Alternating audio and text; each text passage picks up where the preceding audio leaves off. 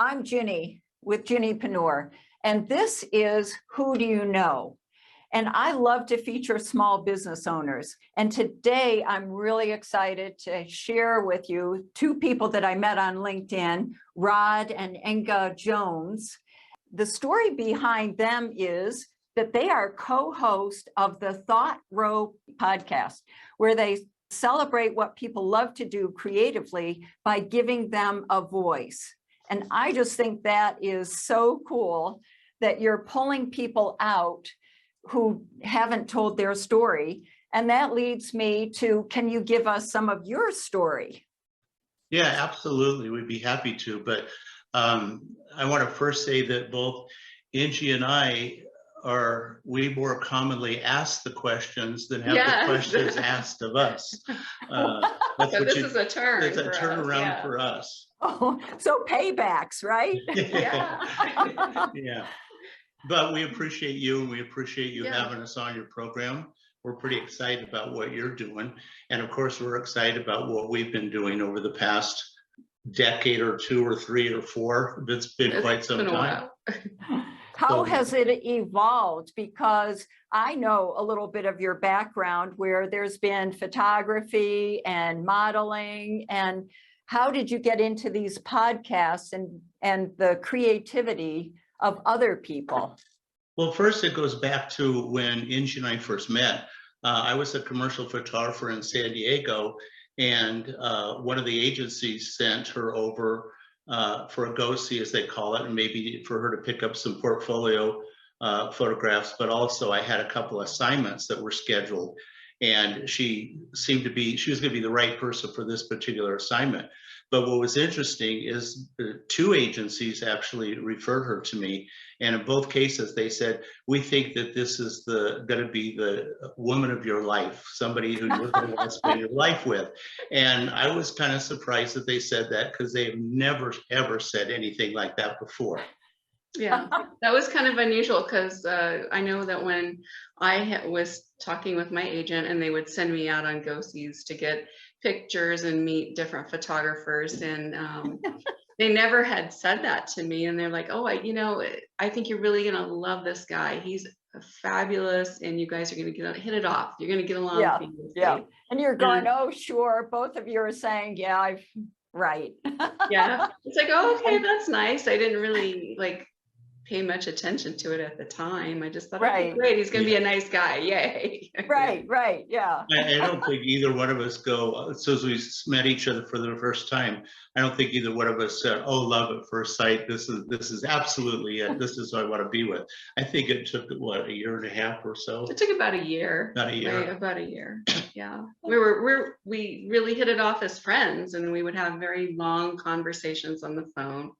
And it just evolved from there. From then on, we ran the photography studio for about 20 years. And then things in the photography business kind of started to slow down.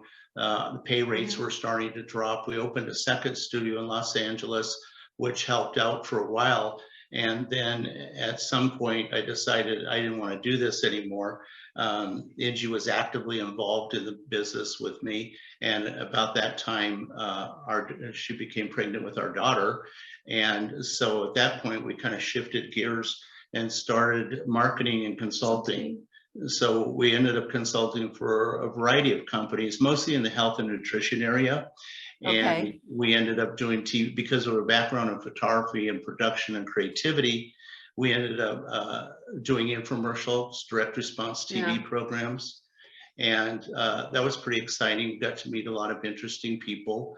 And then from there, we consulted for every bit of 15 years. And actually, we still do some consulting. We do some still. But yeah, it was for quite some time, and launched a lot of really wonderful products that helped a lot of people. So, it was very fulfilling that way, where we knew that the products that we launched were good for someone. It wasn't just a product. We weren't trying to sell another kitchen utensil.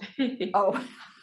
Although I like those. I know you like them. Those are my favorite. It depends on what avenue you want to take. But what's interesting here that I want to point out to people, especially small business owners or wannabe entrepreneur, if they would just notice what the two of you are saying about how you pivot in from one position to another position, and being in a small business and knowing that it's time to look at something else is so important for people to realize. We both agree on that one. Yeah. And I have to tell you that sometimes the door gets slammed in your face. I mean, when photography started, it wasn't as lucrative as it was. It's becoming more and more difficult for us to pay our bills. And then at that point, we had to come up with another solution.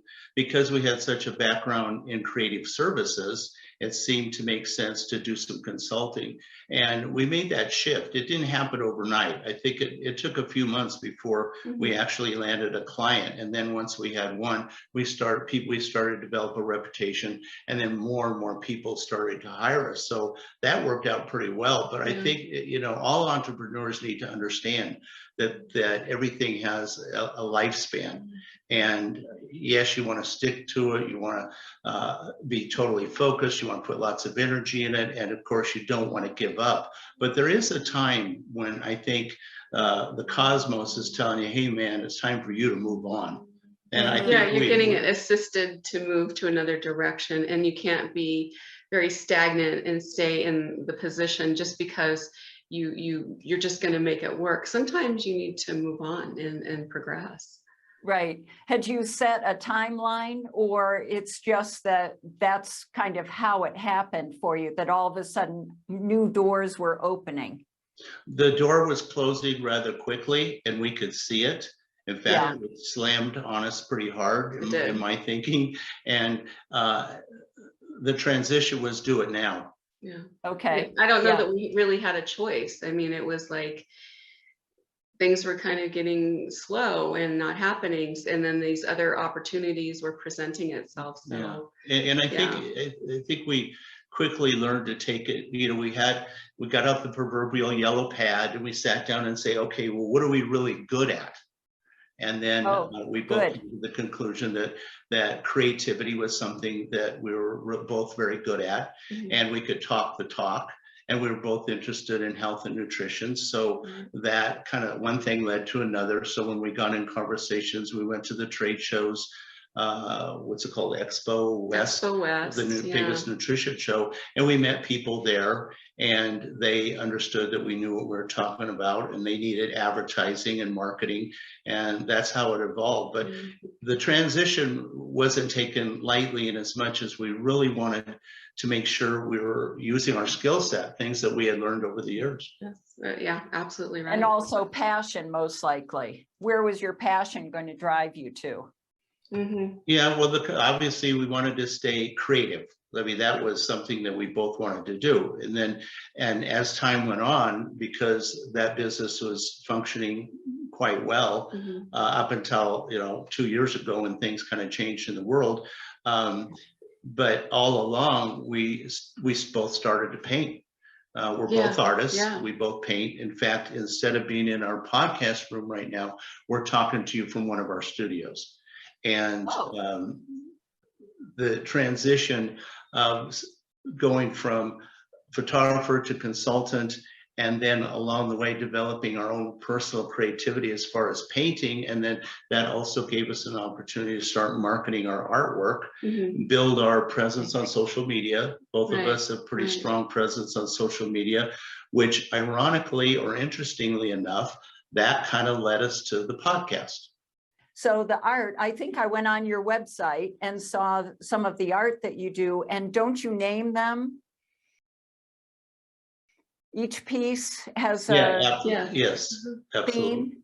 Yeah, they all have a title, and sometimes Rod will write a story or thoughts about the painting or what or not the painting, just a story in itself. So it becomes kind of like an art installation for Rod on his website, and you get like a true art experience when you go to a site and read it. Yeah, so the stories don't always directly relate to the painting, not all the time.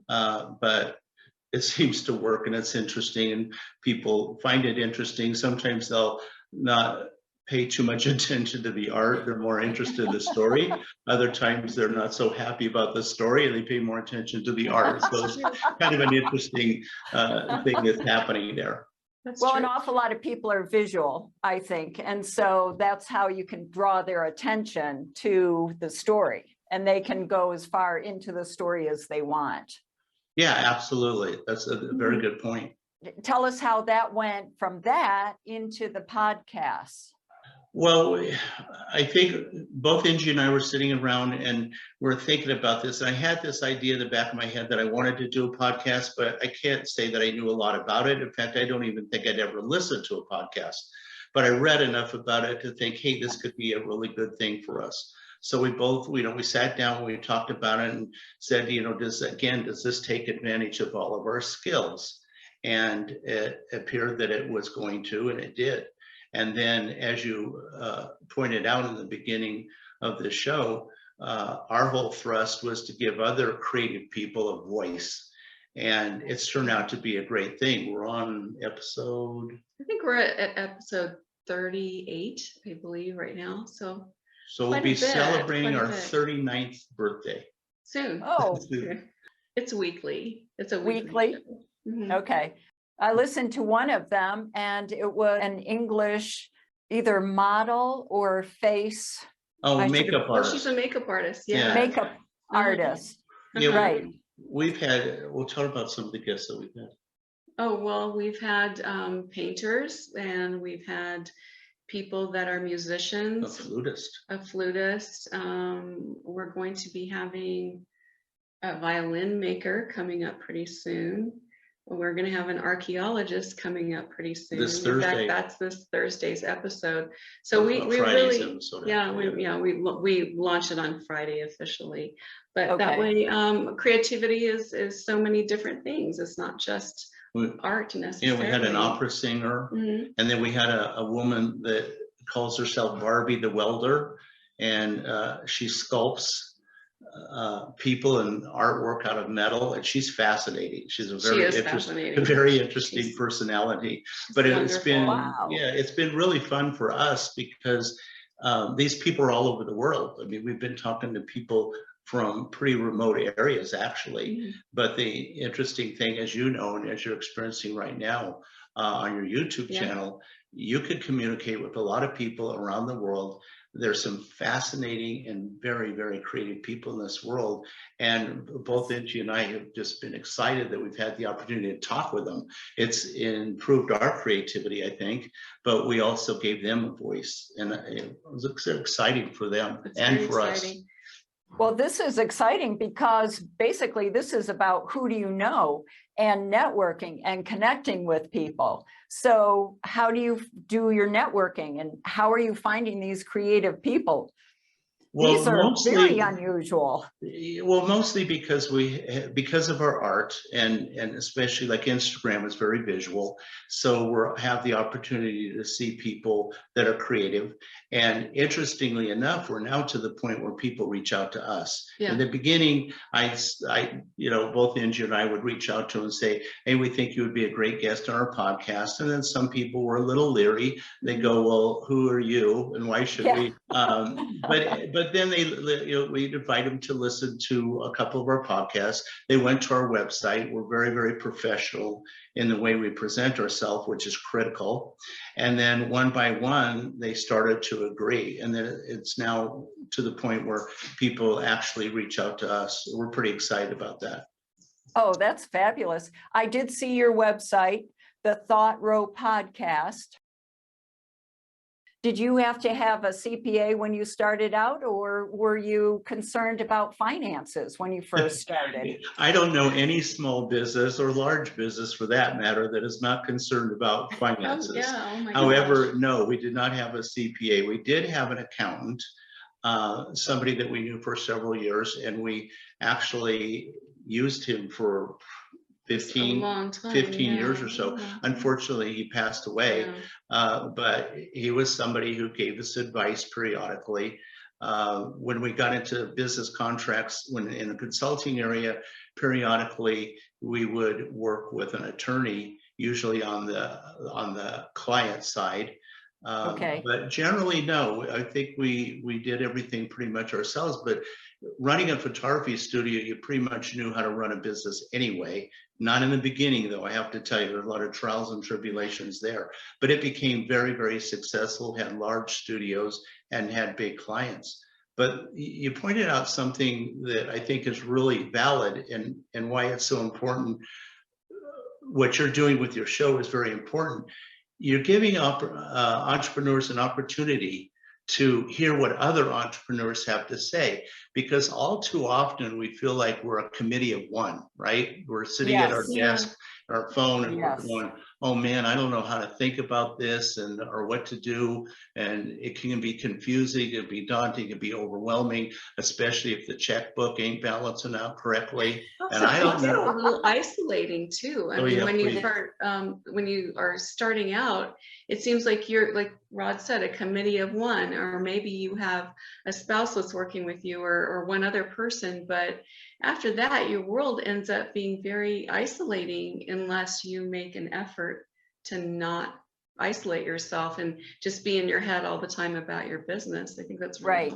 Yes. Yeah, one thing that both Inci and I are very fortunate is we're husband and wife, but we're also business partners, and we also get along really well. You know, now, do we have our arguments? Yeah, for sure. We're like any other normal couple. Yeah. But 99.9% of the time, we're pulling on the rope together, and that's really helpful. And some businesses, you know, you have a partner and you both work as a team and make things happen. And I think that's kind of important too. But there are a lot of entrepreneurs in this world right now that are solo. You know, they get up every morning, they have their computer set up in their bedroom, they're living in an apartment, and they're making things happen. And that's really important, I think. Yeah. Right. Well, I love what you're doing, bringing out creativity of very unusual people. I love unusual businesses such as yours. But you are going to the extra depth of some of these welders and different artists. Well, we have a gentleman we spoke to in Singapore who, we can't mention the company that he personally works for, but he is the guy, we think he's very creative because he is the guy who does the flavoring and the formulating. And the food engineering. He engineers food, basically. Really? Yeah. Oh my goodness. All sorts of chemicals?